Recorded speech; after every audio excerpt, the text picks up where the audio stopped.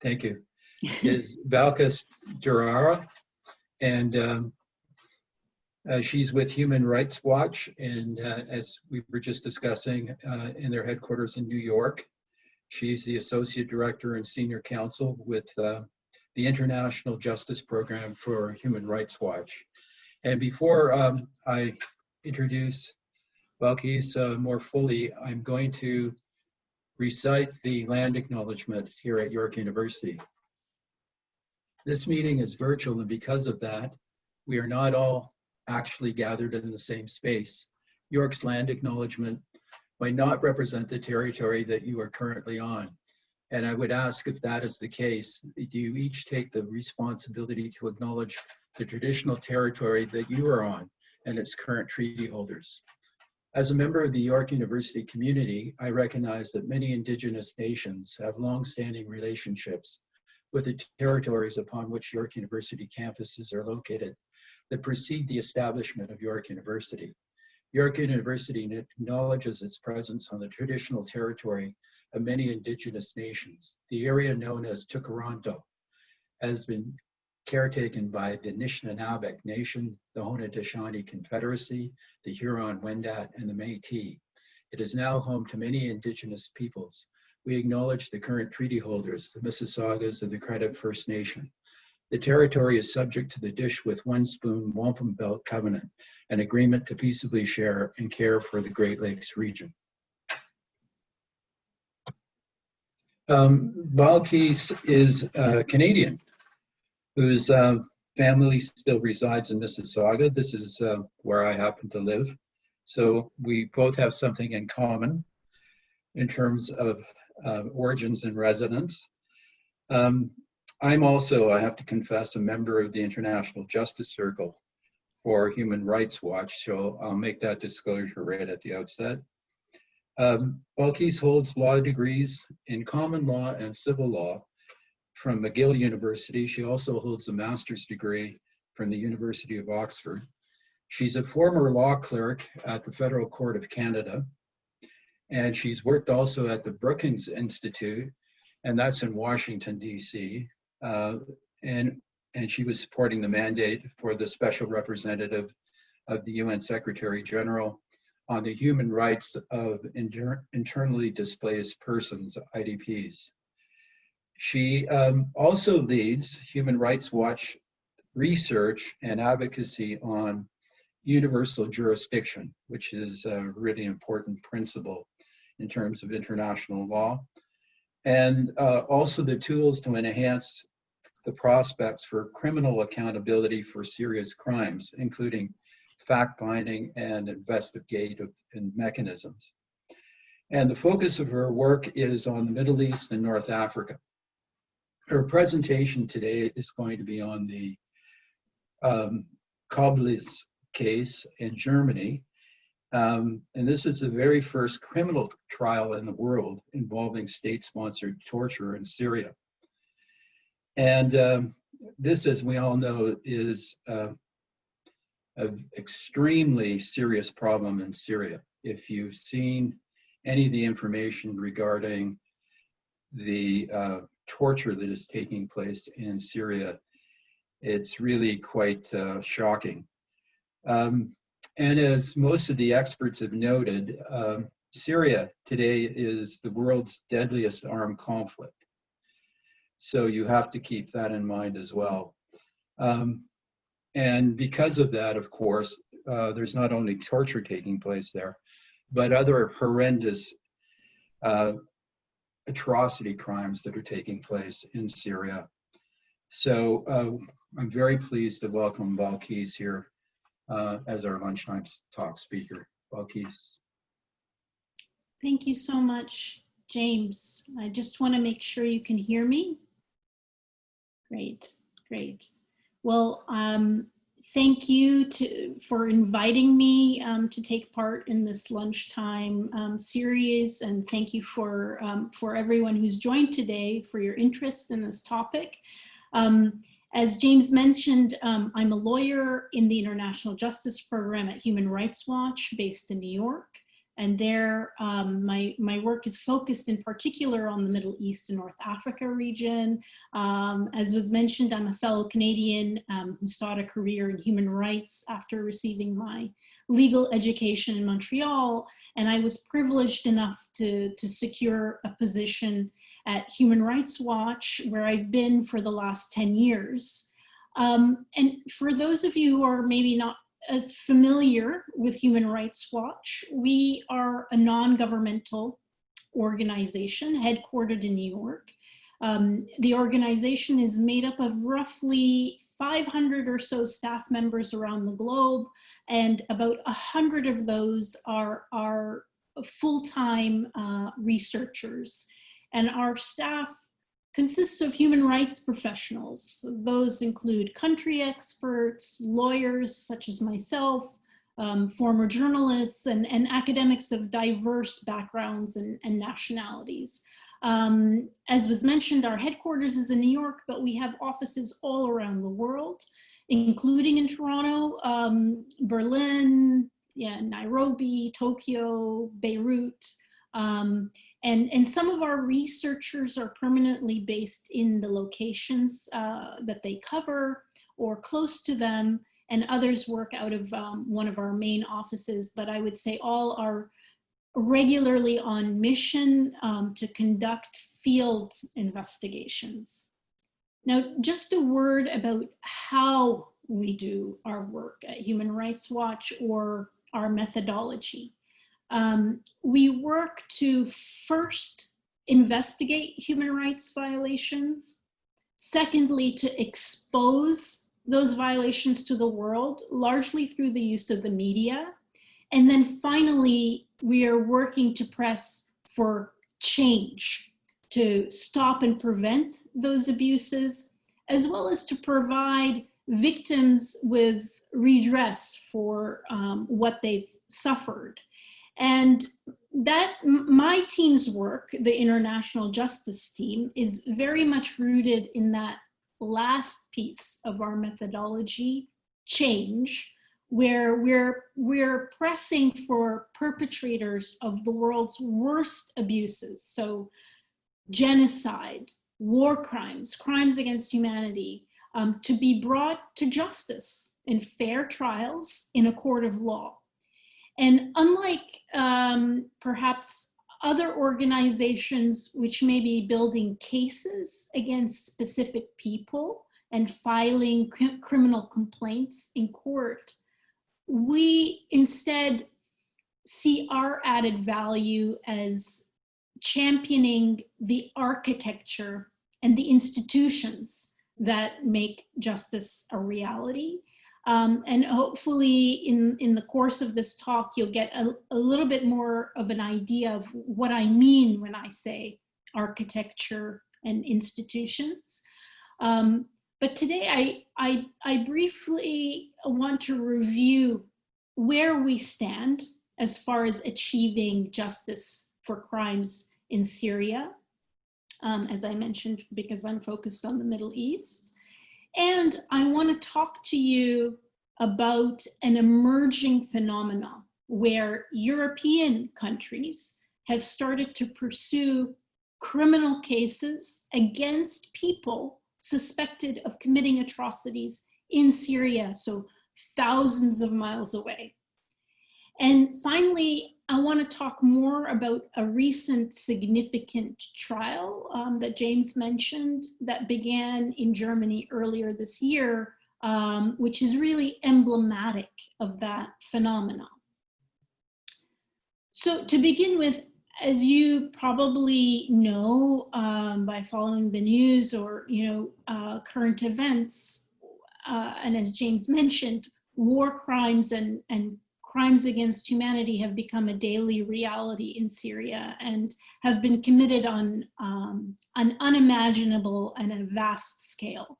And what's striking is the contrast between the gravity and the scale of the horrific crimes that we've seen play out there and have been committed against innocent civilians on the one hand, and on the other hand, the complete absence of any meaningful way to provide an independent and impartial, fair criminal justice for those atrocities.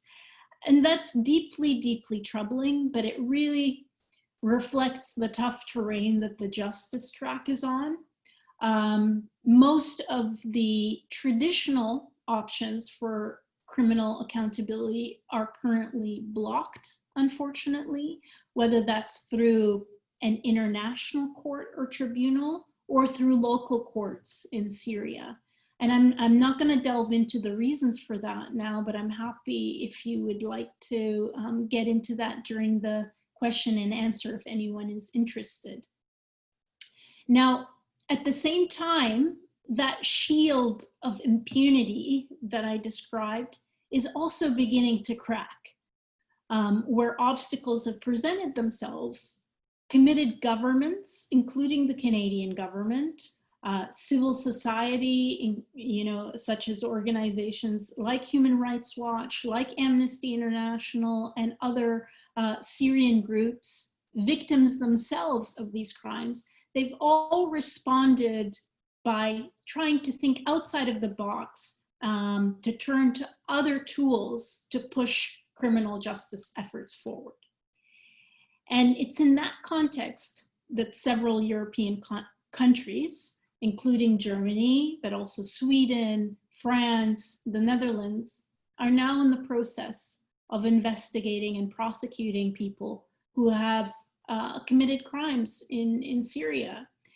And that is possible because the laws in these countries recognize what we call, and James referenced it, universal jurisdiction over certain of the most serious crimes, allowing authorities to pursue these cases no matter where the crimes were committed and regardless of the nationality of the suspects or of the victims. So a German police officer can investigate a crime that was committed thousands of miles away in Syria by a Syrian against a Syrian national, and these universal jurisdiction laws allow for these cases to move forward, despite the fact that there isn't a link to Germany. This is also, beyond the laws, this is also possible because of the recent refugee flow to Europe, which has increased the prospect for these types of cases because, previously unavailable victims, witnesses, and other types of evidence are now available in large numbers to investigators and prosecutors who wouldn't otherwise have access to all this key information to build their cases, because they wouldn't have, as we know, it's an ongoing conflict in Syria, war raging. They wouldn't have been able to travel in those circumstances to collect any information or materials or to speak to anybody. So that refugee flow has really facilitated that. In addition, in these countries, we have what are called specialized war crimes units within the law enforcement and the prosecution services.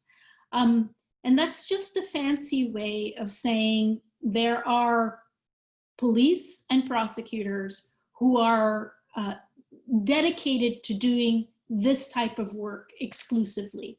So there are a group of them and they're focused only on pursuing war crimes cases. And that's really facilitated this work. And in all these countries, there is also previous experience. So the police have taken up these cases in other instances. For example, in the aftermath of conflicts in the former Yugoslavia or Rwanda in the 1990s, where there was also a flow of refugees to Europe. So this is not new, and they're building on that work. So all those factors have come together to allow the criminal justice authorities in several countries, but most notably, I would say in Germany, to investigate people suspected of committing crimes in Syria. And at the end of April, the trial of 2 former Syrian intelligence officials began in the town of Koblenz, close to Frankfurt in Germany. And that case in Koblenz is part of this mounting effort that I described to hold perpetrators accountable. And that the start of that trial was really the apex of where that push for justice has led. And it was a rare piece of good news in the international justice world, but particularly in the Middle East and North Africa, because over the last decade, we've seen conflicts raging not only in Syria, but in a number of other countries.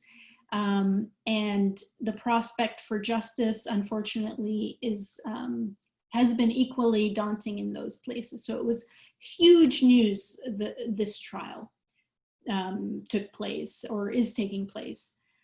So what is the case about? You know, who are the accused? Just by way of some background about what's happening or has happened in Syria, tens of thousands of people have been detained or disappeared in Syria since 2011. And the vast majority by government forces using an extensive network of detention facilities throughout the country. And thousands have also died in Syrian government custody from either torture or the really horrific detention conditions that they found themselves in.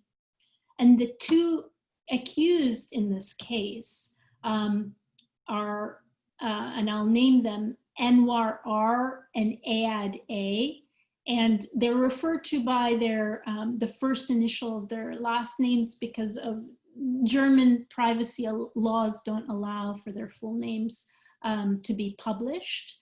But Anwar is a former intelligence officer, and Ayad is a lower ranking subordinate at one of Syria's main intelligence agencies that ran these notorious detention facilities that I mentioned. Anwar is the most senior government official to be put on trial in Europe, and German prosecutors accuse him of overseeing the torture of detainees between 2011 and 2012 in a facility in Damascus, the capital in Syria. And prosecutors say that his subordinates, and this is quite staggering, tortured at least 4,000 people during interrogations at that facility, and they used gruesome methods which have been described in court, which included electric shocks and pretty brutal beatings. And he's also accused of 58 counts of murder and rape and sexual assault. Whereas the second accused, Ayad, the more junior of the 2, is accused of detaining peaceful protesters back in 2011 and delivering them to this detention facility where they were later tortured. What's interesting is both these defendants are believed to have defected from the Syrian government in 2002, and they entered Germany as asylum seekers. Anwar faces up to life in prison, and Ayad somewhere between 3 and 15 years based on the charges against them. Now, we had hoped to be in Koblenz in person and also in solidarity with our partners and Syrian victims who have been working really tirelessly to advance this case. But of course, the circumstances sadly didn't permit us to travel in April because of COVID-19. But that would have been part of my work at Human Rights Watch, to attend the trial and to report on it for the organization and really conduct an analysis about the trial.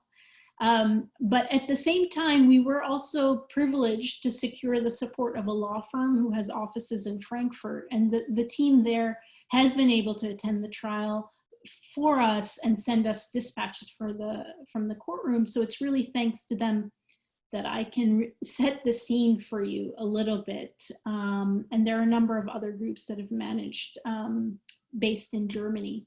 But first, I guess I also wanted to note that because of COVID-19, most criminal cases in Germany at that time, I don't know what the situation is like now, but most criminal cases were on hold because of the coronavirus measures. But despite that, this trial in Koblenz went ahead as scheduled because the court determined that this case was one of the more urgent and significant ones. And so that's really important to note in terms of the type of political will you see on the part of German authorities to press ahead with these types of prosecutions. And the media interest was really quite palpable on the first days of the trial. The lines to enter the courthouse formed several hours before, 5, 6 in the morning to get in. And there were restrictions on the number of people who could go in, again, because of COVID-19. Tons of reporters were present, as well as many from the Syrian community. As I mentioned, there are a great deal of Syrian asylum seekers and refugees in Germany now. And many of them were carrying banners outside the courtroom that called for the release of political prisoners and other things. And that was actually a painful reminder when you think back to images of the peaceful protesters, Syrians in the streets in Damascus in 2011. So fast forward 10 years now have passed, and maybe some of these same Syrians are now in Germany holding some of the same signs. But inside the courtroom, they had it set up with the plexiglass dividers. And an interesting observation that has been shared with us is when the two suspects entered the courtroom, they had two visibly different demeanors. The more junior of the two really had a hood pulled over his head, trying to crouch in his seat, not to be identified, whereas the more senior really entered quite confidently and didn't really worry about being disguised. So that was an interesting observation. But let me end, by maybe touching on what the significance of this case is. It's not significant only because of the high rank of one of the suspects that I mentioned to you earlier, but because the trial is also addressing the type of brutal criminality that's been emblematic of the conflict in Syria. The hope is that it's going to speak not only to the guilt of these two suspects, but that it's going to lay to bear the workings of a system that they were a part of and that has resulted in the torture and death of thousands in a systematic way and on a massive scale. And that's a fate that many are still suffering to this very day. So the hope is that this trial will continue to spotlight their fate and perhaps change it. The case also shows the importance of strategic litigation and of documentation initiatives. So a huge amount of information and possible evidence has been gathered that will hopefully provide powerful assistance to this prosecution. And, Syrian survivors, lawyers, activists have really been central to these efforts, not only pressing for these cases to be taken up, but they've been doing the groundwork, collecting testimonies, bringing evidence, filing criminal complaints, and that's really significant. In one of the first days of the trial, the lead investigator in the case talked about the different sources of information that the police used. And they named, a host of different sources, which also include included reports from NGOs, including Human Rights Watch. A number of our reports have figured in this case. So these are investigations that our researchers did back in 2012, 2013, 2014. So it's quite encouraging to see that work start to bear some fruit now. The case in Koblenz also shows the power of cooperation among European authorities. So I'll just give you an example. The arrest in the case was the result of a joint operation between German and French police.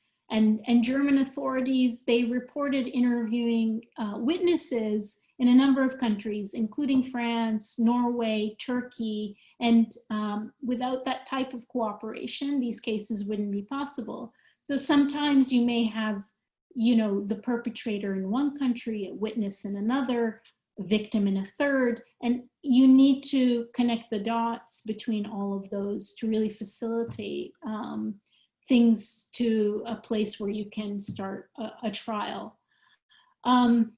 And finally, I would say, I hope that the information that comes out of this trial could be used in other cases, maybe in Germany, maybe in other European countries. And in that way, the trial perhaps can push or create the conditions to push the door wider for justice for crimes that have committed in Syria. Cases like the one in Koblenz are really an important first step, but they're not enough on their own. And if anything, they highlight the need for a more comprehensive process to address, a whole host of crimes that have been committed now for a decade. So my entire tenure at Human Rights Watch, Syria sadly has figured quite prominently on my plate. So maybe I will end there, James, and open it up to you if you have any questions, but I hope that's given you a little bit of a flavor of our work at Human Rights Watch, my work in particular as part of the International Justice Team, and a window into what efforts are underway to bring some justice for crimes in Syria. Thank you, Balkees. The floor is open for questions or comments. Hi, do I get here? Can you hear me? Yeah. I was wondering, I have actually two questions, but I'll just put one forward and let others go forward after that. You mentioned universal jurisdiction. You mentioned the refugee situation around making these cases possible. You also mentioned the importance of the fact that some of these European states had previous experience. You mentioned a fourth condition and I missed it. Do you know what I'm talking about? Have I given you enough context? Yeah, it may be that I said that they have the right laws on their books to allow the authorities to proceed with these cases. And another factor that I'm not sure if I mentioned, but it's the will to do this. You really need to be willing to pursue these cases, which are very complex, take a lot of resources, a particular kind of expertise, and it's not just about the particular police and or the specific police and prosecutors, but they need backing from their various ministries who are giving them either the appropriate staff or appropriate resources to do this work.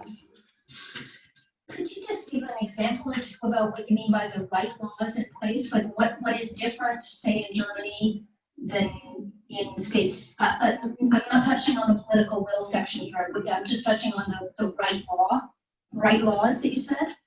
Could you just give an example or two of that? Yeah. So when we refer to universal jurisdiction, it means that their laws permit them to pursue these cases, even though there isn't a link between the prosecuting authorities and where the crimes took place, or the nationality of the victims or the nationality of the perpetrators. That isn't the case in all countries. Got it. Yeah. And I would say Germany is the most permissive in their law, meaning there are no restrictions. I'll give you an example of a restriction. In some countries, the authorities aren't able to pursue the cases unless the perpetrator is physically on the territory of the state, and that's not the case in Germany. So there are a number of restrictions in some countries, but Germany is the most permissive. They have the most permissive laws. Great, that spells it out. Thank you. We have a question from Katrin Cole. Just reading it now. Recognizing the universal jurisdiction for war crimes, what are the threats and limitations of such a principle? If a less neutral, biased country other than Germany would have taken on the strategic litigation for this case.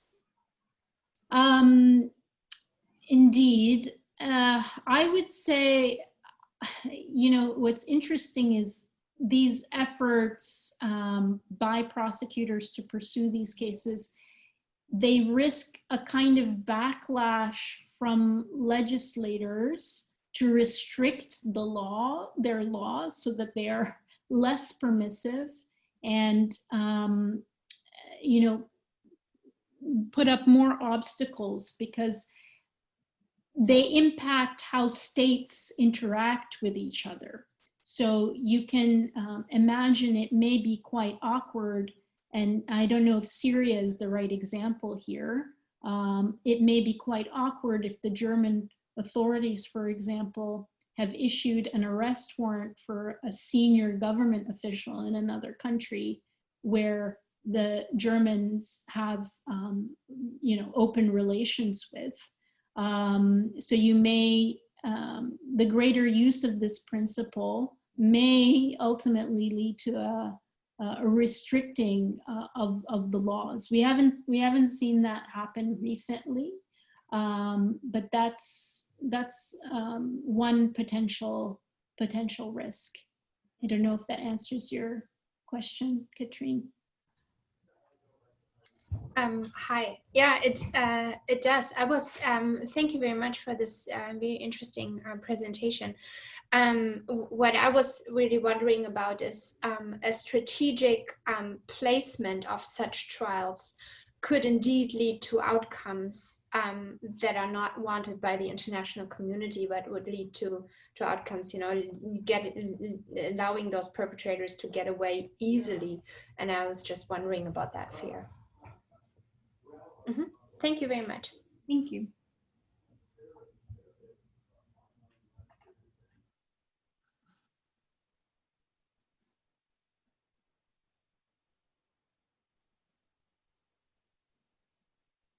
Balkees, I wonder if I could raise a question. In the broader context, in terms of criminal accountability for these kinds of atrocity crimes. And the first part of my question is, assuming the prosecutions are successful and these individuals are convicted and they were sentenced for a certain period of time, will that have an impact in terms of what is happening within Syria?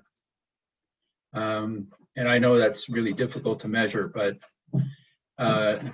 certainly one successful or two successful prosecutions is not likely, I'm assuming, to have any dramatic impact in terms of what's happening on the ground in Syria today. And usually it's after the perpetrators have either left the jurisdiction that these sorts of things start happening. So it doesn't really apply any pressure on those people that are there. Are there alternative mechanisms of intervening with states that these kinds of rogue states, these kinds of, if you will, criminal states that are conducting these severe breaches to people's human rights? Is there any other mechanisms that can be used to really stop this? And I'm assuming that hopefully whenever the Syrian war is finished, that all of those people, including the most senior people, are going to be prosecuted for how they conducted themselves during the whole course of this non-international or internationalized interstate conflict. So yeah, there may be retribution and accountability at the end of the war for most of the principal perpetrators, including the most senior state officials. But is there anything that can be done to pressure the state in addition to these kinds of prosecutions, I guess? Thanks for the question, James. I guess I'll start off, jump off one of the last things you said, just to really sharpen for the group how difficult this all is. I mentioned that I've been at Human Rights Watch for 10 years. So the Syrian conflict started around the time that I joined the organization. And here we are in 2020, and we've seen the start of this trial in Koblenz against these two suspects, who are, one of which is, you know, somewhat senior, but not really reaching the highest levels of command. So you see, this trial is starting 10 years later, and it is significant, but it also shows how long this takes. You know, we're still seeing prosecutions of individuals who are suspected of crimes in Rwanda, and that was in the 1990s, that conflict. So we're really in this for the long haul. And when I say we, I mean not only organizations like us, but this is all done as a collective push. It takes a lot of commitment by governments. It takes a lot of commitment by civil society, journalists who, you know, will continue to shine a spotlight on these issues, particularly at a time when there's so much going on in the world. But you make a very important point, which is, you know, what impact do these trials ultimately have in the overall picture? And I would say important, but limited, in the sense that we are not going to see you know, hundreds of cases in Europe. That's just not realistic for a number of reasons. Chief among them is that they don't have the resources to do that, but they also don't have access to those individuals who are most responsible. So the perpetrators that are finding themselves physically present in Europe are really lower level individuals, and the rest are going to be out of the reach of the authorities, realistically speaking. You don't see the Assads of the world traveling around Europe because obviously they are quite vulnerable to these types of actions. Assad actually is a bad example. I'm sorry that I used it because he's the head of state, so he would have immunity in any case. But I think you understand the point that I'm trying to make. And not only that, but you see a particular trend in, there are many sides to a conflict. There's the government that is implicated in massive abuses, and then you have a lot of armed groups that are opposed to the government. You have ISIS. It's a very complicated picture. But the perpetrators, again, who have physically found themselves in Europe, are for the most part members of groups that have been in opposition to the government rather than related to the government. So the bulk of the prosecutions or cases that we've seen so far have dealt with not government people, other actors who are also implicated in very serious crimes, and quite junior or lower level. Junior is the wrong word to use. So in that sense, so the number is quite limited, and the types of cases is also quite restricted because of factors that are out of the control of the authorities. But this case in Koblenz is significant for that reason, because it deals with former intelligence officials who were affiliated with the government, which is quite rare to see.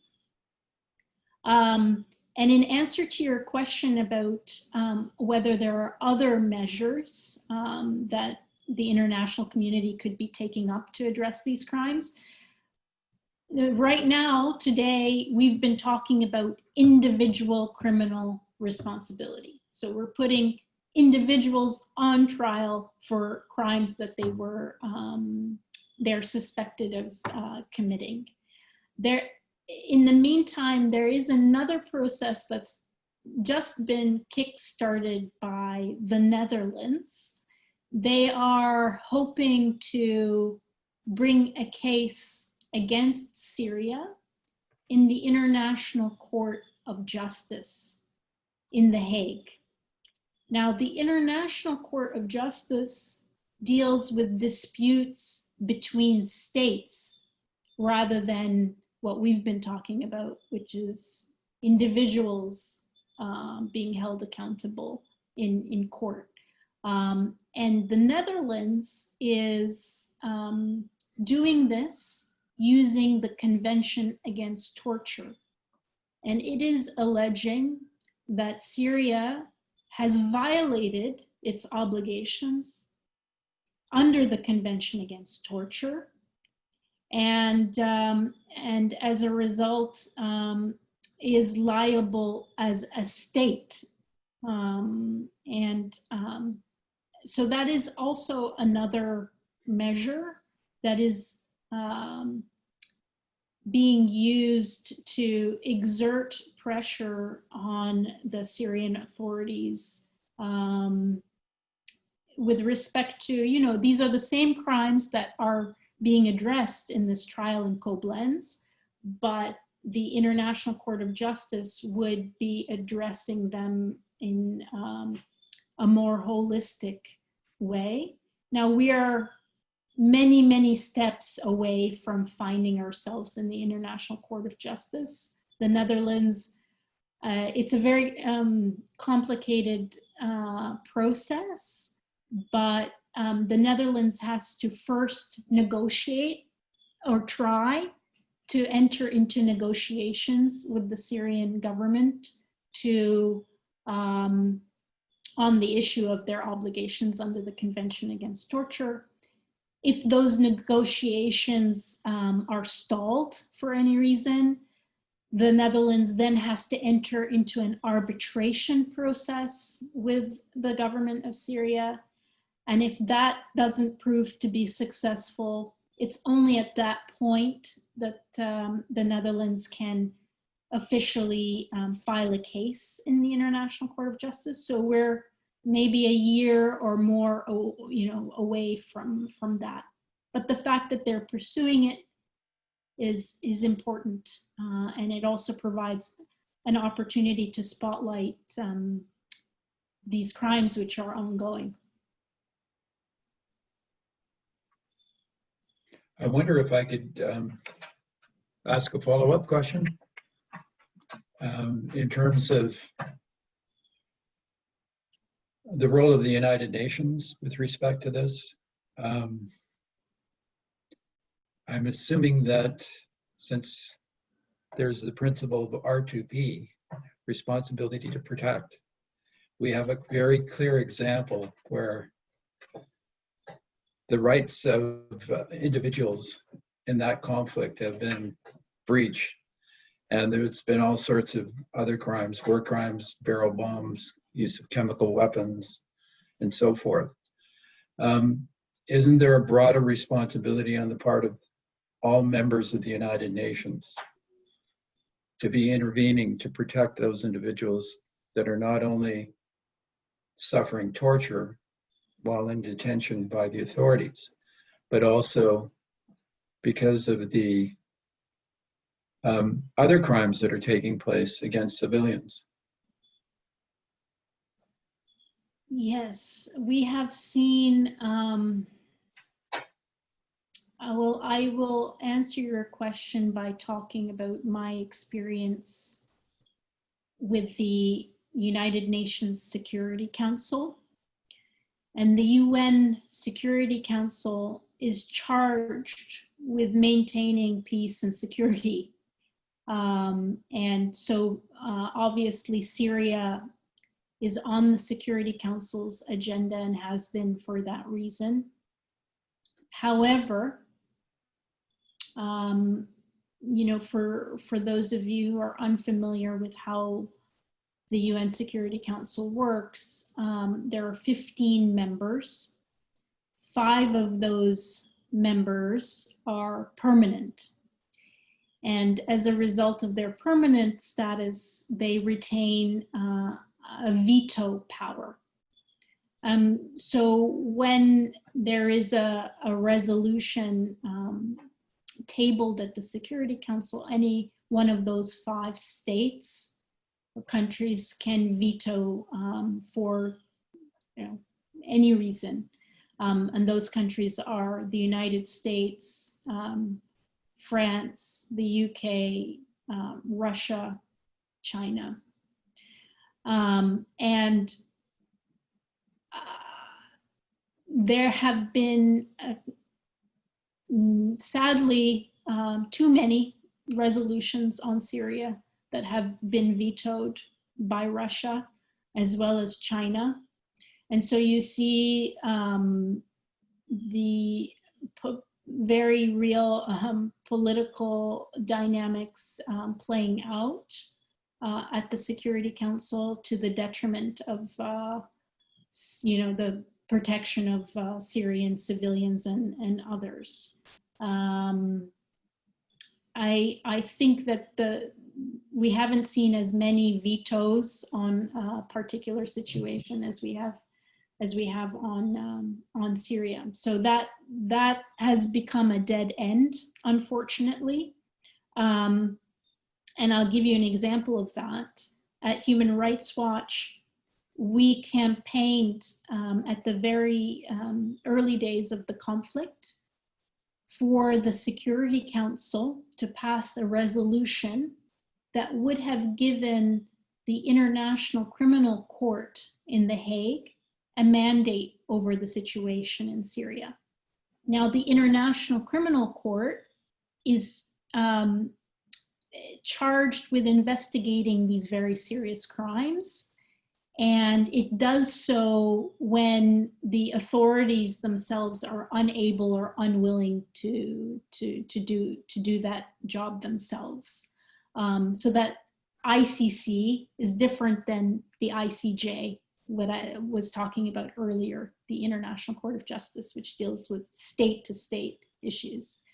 And that resolution was vetoed by Russia and China.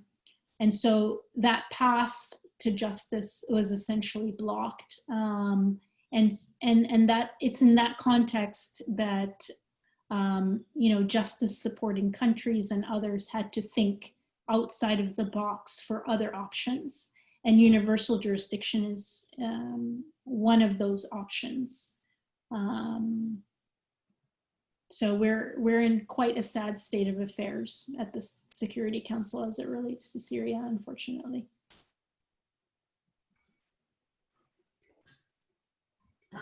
Can I just pipe in here? Is that what you meant earlier when you said that some of the traditional avenues to justice were blocked? Yes, exactly. Okay. Exactly. Are there other, Pardon? sorry, I said, are there other ways to justice that are like traditional ways that are blocked here, or is that the primary one? So what one ideally wants to see is for these national authorities to take up the cases locally, right? Yeah. The crimes were committed in Syria. They should be prosecuted in Syria. However, the authorities there are deeply implicated in the crimes. And so there is, as you can imagine, zero political will to pursue any kind of accountability, because of course they would be themselves the target of any efforts. And the country has been through, quite an intense civil war, and its justice system is effectively broken down as a result. And it's in those circumstances that we would turn normally to institutions like the International Criminal Court in The Hague. But that avenue is blocked because the Security Council is paralyzed on the issue of Syria, all things related to Syria, not just the justice issue. And so this is where we find ourselves, trying to think out of the box. Thank you.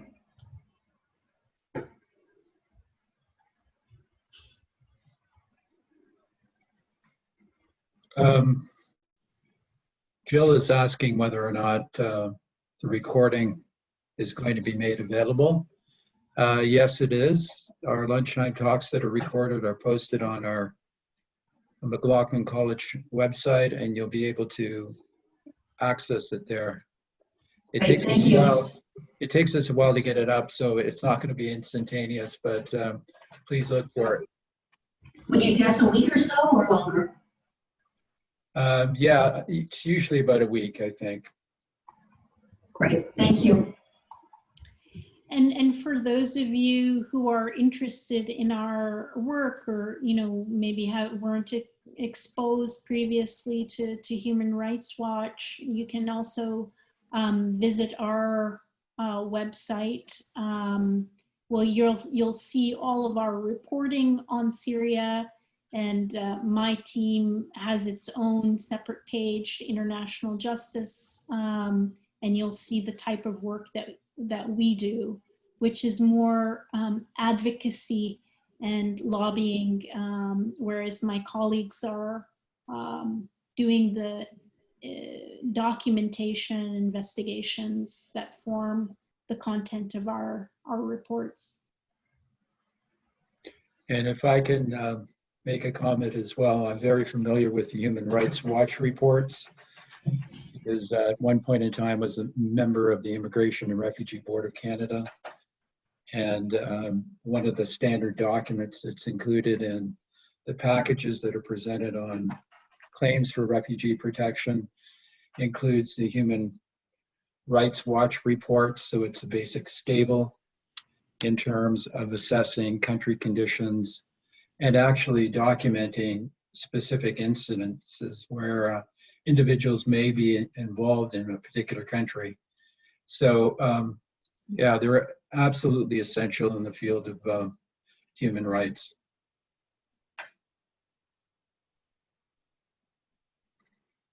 Are there any other questions or comments?